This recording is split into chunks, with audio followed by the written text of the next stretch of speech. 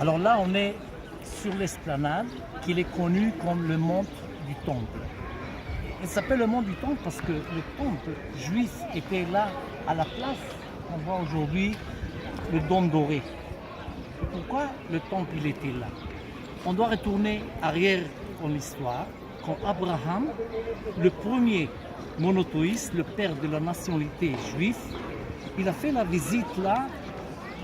Il a reçu un ordre de Dieu, tu vas quitter ta famille, tu vas quitter ton pays et tu vas sacrifier ton fils, Isaac, le seul fils qu'il a. Il est monté là sur cette esplanade. Avant, il n'y avait pas l'esplanade, c'était une montagne. Et au bout, il y avait un rocher. Sur le rocher, il a construit un autel, il a attaché son fils. Et quand il a attaché son fils, il a fait sortir l'épée. L'ange Gabriel est venu chez Abraham. Il dit, ne touche pas ton fils. Ça, c'était un test. Et là, sur cette place-là, Abraham, il a reçu la terre promise. Le Dieu dit à Abraham, tu vas remplir cette terre comme le sable sur la mer, comme les étoiles sur le ciel. La promission, c'était là. Quand le roi David, il a attrapé la forteresse jébusienne, il a dit, là, ça va être la capitale du royaume d'Israël, il a décidé de construire la maison de Dieu sur la place où Abraham il a construit cet hôtel, où Abraham il a reçu la terre promise.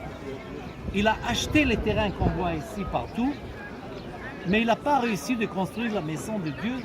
Il était âgé, il a terminé sa vie. C'était son fils, le roi Salomon, qui a construit le premier temple.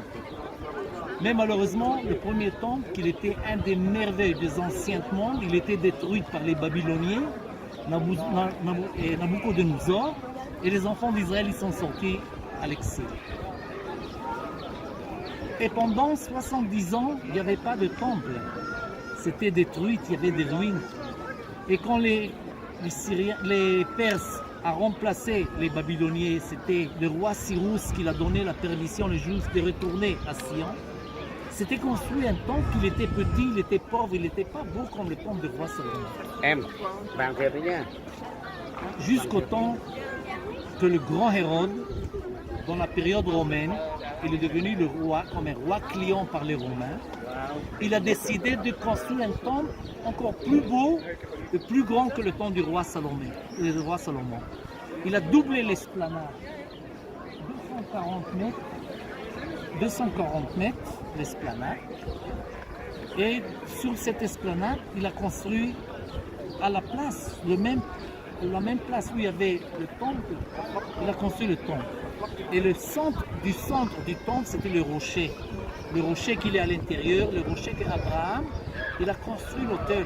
Le rocher qu'Abraham, il a reçu la permission de cette terre, de remplir cette terre comme le sable sur la mer et comme les étoiles sur les...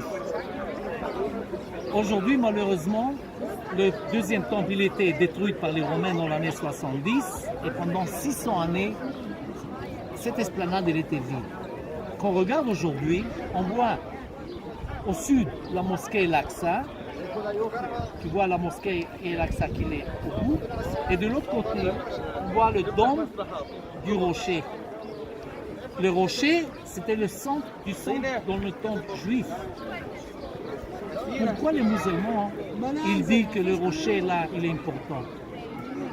Alors, on doit lire le Coran.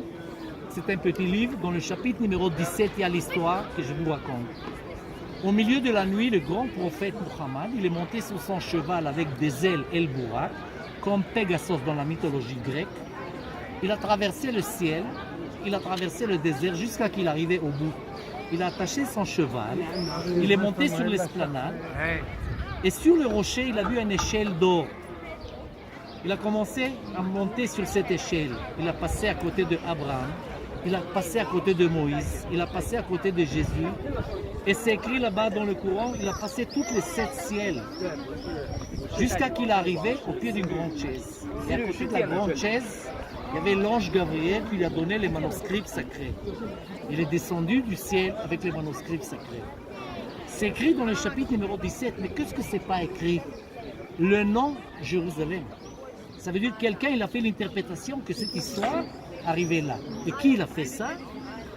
Le sultan de Damas, Abdelmalek ibn Marwan, qui a construit ce monument-là dans l'année 691. On est 59 ans après le commencement de l'islam.